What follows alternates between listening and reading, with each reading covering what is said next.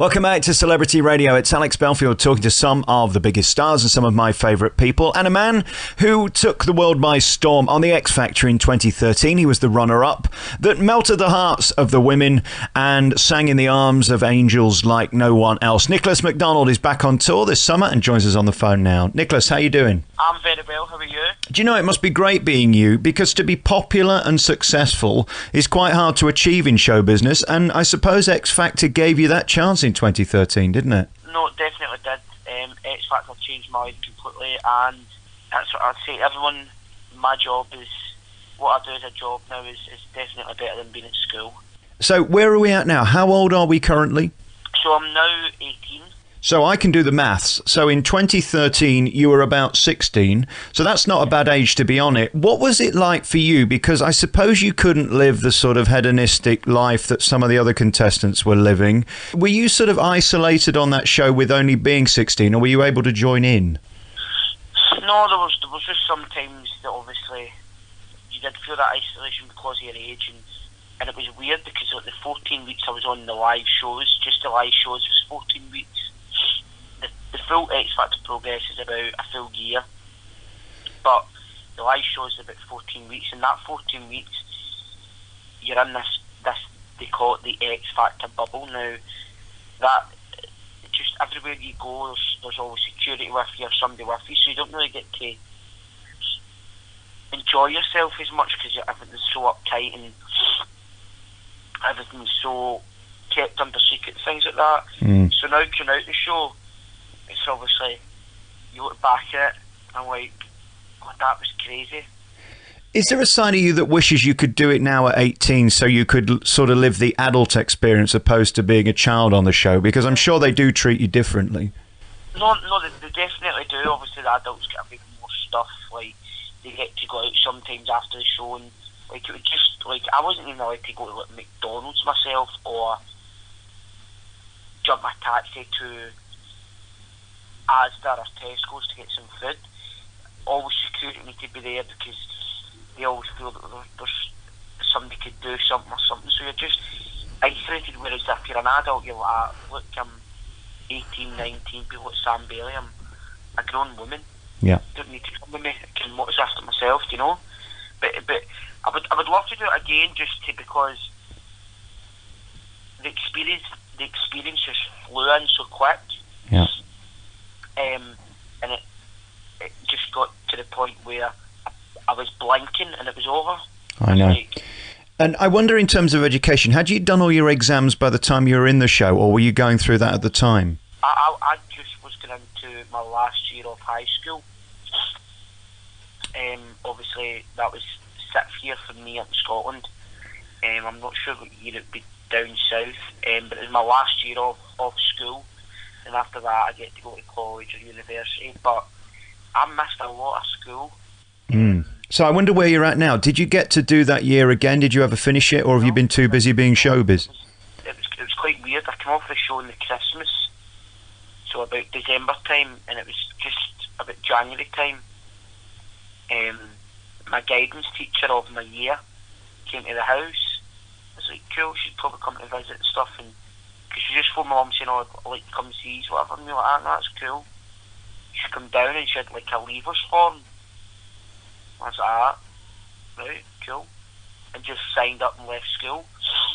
But did you qualify? No, I did, but I didn't sit the last exams, like all the hires and stuff like that, but I sat the ones the year before. Right. So I missed out on a lot of education, but I've been fortunate enough that I've been so busy over the last 2 years that I've never really had to ever think about a normal job. Yeah. The only caveat to that, Nicholas, is that I've never done anything other than entertainment and radio and live stuff.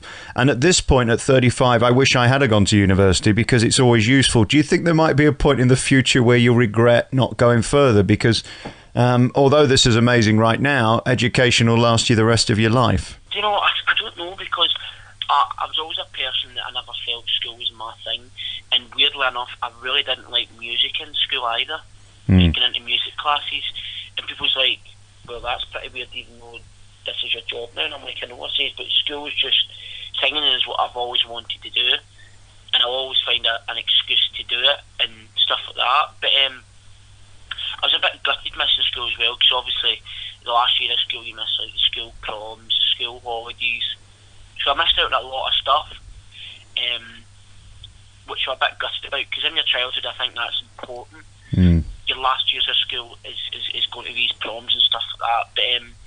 But looking back now, I'd rather do the X Factor experience, because that's a lifetime opportunity, not your average.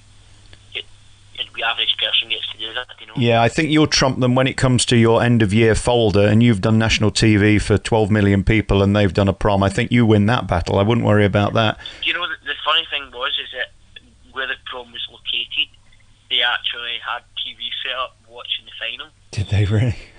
So it was pretty cool at that. So you were there in spirit? Do you know I was? For a while though. But it was crazy. But no, I really did. I missed a lot of school and stuff like that, but I've been fortunate enough that I've been so busy that I've never really had to think about education. No, and at this point at 18, there you are. You had the album after you came out of X Factor, and that did very well. Where are you at now? Are you still under contract with them, or are you working for yourself now, or are you with another label? No, we're still in contract with them, but I'm now on to recording my second album, which is going to be out early next year. I just come back from LA last Thursday. I was recording in LA with some producers and stuff like that, on stuff for the second album, and we also were out there having meetings with Universal out in LA. So no, it's been such an exciting year already, and that's just a few things we've been up to. Do you realise how extraordinary that is, that you're flying out to La La Land and meeting these people and having these meetings? I mean, people dream of this their entire lives, and at 18 you're doing it. You know, it was actually... before I went to America, I went in Dubai for a holiday, and I was sitting in the plane in fact I was sitting in my room in LA, and you walk out, roll out your bed, walk out to the balcony, and then you go to the Hollywood side to your left hand side, and you can see the full LA, and you're just like that. I thought to myself, at the age of 18, just this year, I've done a full arena tour in the UK with the X Factor. Had an album that came out last March, which was number 5, and a single that came out that went to number 13. I've done over 153 shows since coming off the X Factor. I've met all these amazing people. I've went to Dubai for a holiday, and now I'm going out to America. But I'm not going out just out to America. I'm going out to LA. I'm going out to Hollywood. Now, it was weird because where I was staying, Jim Carrey? Yeah. Who plays the mask and stuff like that, he stayed two doors up. Wow. Michael Jackson lived nearby. People from Friends and stuff like that, Justin Bieber, and I'm walking down the Hollywood Walk of Fame and stuff like that, and seeing all the Hollywood sign and going down the boulevard and walking about Beverly Hills, and I'm just like to myself, this is crazy. Yeah. At the age of 18, I've got this experience, and I'm just like, adults dream just to come to Hollywood as a holiday. Yeah. Mine is a holiday, but it's a working holiday, and I'm seeing all these sites, and even you see the Hollywood sign in movies, but seeing you see it in real life, you're like, it's just a weird experience. And walking down the Walk of Fame and seeing Michael Jackson's star, and Arnold Schwarzenegger and Shrek and Elton John and all these people, and you're just like, this is mad. It's crazy, and at such a young age, I'm so blessed and so grateful that I've had this opportunity at such a young age. At the age of 18, I've travelled all over the world, and I've only just turned 18. It is extraordinary as well. I wonder what lifestyle you're leading at this point. Is it crude to ask, are you rich, or do you still live with your mum and dad? Have you got your own place? Where are you at right now? Do you know, I've done really, really well. I've done really, really, really well since I came off the show. As I said, I've done over 150 shows, the album out, stuff like that. And you know, the thing is, I'm 18, still living with my parents. I don't think I'll ever move out. My washing gets done, my ironing gets done, breakfast in the morning. So I'm not bothered. I just pay £10 a month, and that is me. You know, but good for you. I always say like I'd like to move out and have my own space, but I just think just now I'm still a bit young, I'm still a bit naive, and I wouldn't know how to work a dishwasher or an oven. I would be making microwave dinners and going to shows with all my clothes all creased because my mum's not ironing for me, do you know? No, but I've done really, really well coming off the show, and I just can't believe that I've had this opportunity at such a young age, and the support since being off the show has been overwhelming, and I couldn't thank everyone enough. I really couldn't. And again, when we talk about the live shows, that's where the money is in the business. Anybody will tell you that performing live is where you can still earn money, because albums, there's so many people losing money. That's a great gift you've got, that you're able to do it live, and it looks so simple to you. How draining are those shows? Do you know, sometimes everyone says, what people always say to me, like, what you doing now? And people always think you come off X Factor and because they don't hear from you for a few months that you're not doing anything. I mean, that's what I keep saying. Not everyone has social media, so not everyone knows what you're doing, do you know? Yeah. But when I say, oh, look, I've done over 150 shows, they're like, what? I say, I promise I've done it. I'm now recording my second album, and now I'm in LA, here, there, and everywhere. People are just like, God, you've done really well, and stuff like that. But come back to the shows are sometimes, you know, the hard part isn't going on stage and singing, because to me it's a hobby. It's something I love doing, so I would never get sick of it. Right. And it's not like I'm forced to sing. It's just a natural thing that I love doing. Just like anybody else, you sing in the shower, you sing in the car, you sing in the toilet. I just sing on a stage in front of loads of people. But the hardest part is travelling about. It's getting to gigs in cars all the time, on planes, you know, and not really getting as much rest vocally and physically, you know. But the shows are just, that is what you live for. That's what gets you up in the morning and be like, right, I've got a show this weekend, or things like that. That's the thing that gives you the buzz. And you know, no matter how many shows I do, I never get sick of them, ever. And then, of course, you've got that thing that I've never had, which is appeal and popularity and girls screaming at you. What's that like? Do you know, that's what I was saying, you were in this X Factor bubble, and you never really get out of it until I came home and I started doing shows and stuff like that, and I'm like, this is mad. Even coming off flight, coming back home for the first time since X Factor, all these people turning up at airports, and they're hundreds, and they still do it to this day. 2 years down the line, people still wait at the airport for hours and then just to see me and get pictures, and it's just like, this is true dedication. And to start with, I was like, I found it weird. I was like, what, these people won't even know me for? Like, I had an X Factor, but it's no big deal. Lots of people do X Factor, do you know? But the fan base it's been incredible. That's one way I can explain it. They turn up to gigs and they buy CDs, they support you, and it is sometimes you're just like, God, these guys are incredible, do you know? And you don't even know these people, you know? They've just watched you on this TV show, but now when you get to know the people and things like that, you get to speak to them, and people say, oh, I listen to your album all the time and I had a bad time in life, and listen to your music helped me, and listen to your X Factor and singing 1,000 years and stuff like that. People relate to it, and I'm just like, this isn't even my music, and people are relating to me just singing other people's songs. And I was thinking, God, when I bring this second album out, I don't even care if it doesn't even do well. As long as I give something back to the fans that they can relate to, then I'm happy. Because I'm now at the age where I'm getting older, my music's getting older, my fans are getting older, and everyone's getting maturer, you know? Yeah. So from my life experience, I can write about things that I've done and things that I've been through, which then fans can look on the bright side and they can relate to as well. So when you're on a stage and people are singing your songs back to you, it's a crazy experience. You're just like, you know, all that time of recording and stuff like that, and you're like, you know, it's worth it. And what are your rules about the girls? I mean, I'm a deeply unattractive man. I've done stage work for years. Nobody's ever coming to me afterwards. But I mean, I know you've got these hordes of fans. What are your rules? How would I get a date with you, Nicholas, if I'm a gorgeous 18-year-old girl? Probably just ask me to go to Nando's or something like that. Simple as that. You're just a bit of chicken and there you are. No, do you know, I don't know. People always ask me, would you ever date a fan, and you know, I don't know. I don't know if it like, I don't know if it would be pretty weird that they were a fan and now they're your girlfriend. You know, you'd just be a bit like, I don't know. But if they're attractive, I mean, there's got to be exceptions to that rule, surely. No, definitely. There's sometimes I look at, I don't know if it's just fans of normal people and go, no, they're really hot. Like, well, let's go to Nando's, you know. But I don't know. Have you got time to date at the moment? Are you seeing anyone?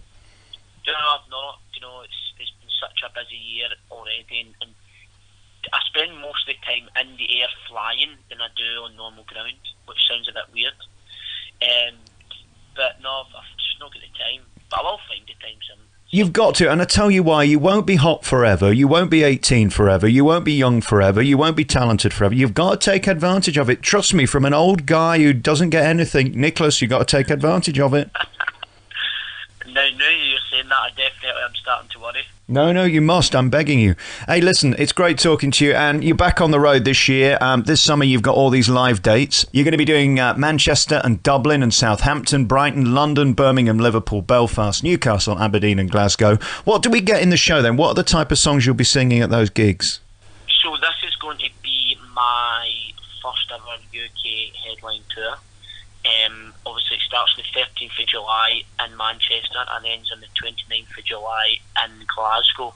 This tour is going to consist of me, and there's a few amazing support acts on there. We'll get Callum Scott from Britain's Got Talent. We're going to have a few of my old X Factor mates on there. There's going to be Bailey McConnell from Britain's Got Talent, Joe Wilford from The Voice. Loads of good people, and I'm going to be also having a live band on there that's going to be playing for me as well. Wow.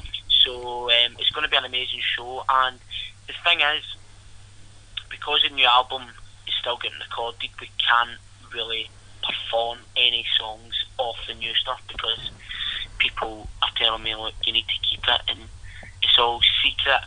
They don't want anybody hearing it, you know, because they think to themselves, if they hear it on their phone and stuff like that, then they've got it.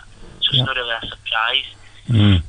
That is the downside of 2015 performing, isn't it? That everybody sat there with those bleeding phones taping everything. You can't get away with anything, and there's no secrets anymore.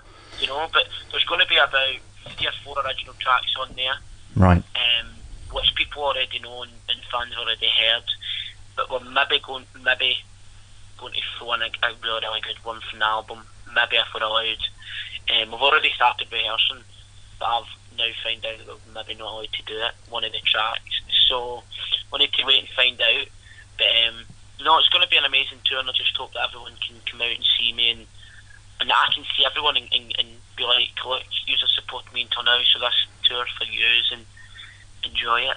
Nicholas, do you realise there's a possibility life doesn't get any better than this? Being 18, doing sell-out tours, flying around the world, bringing out albums, having starred on X Factor.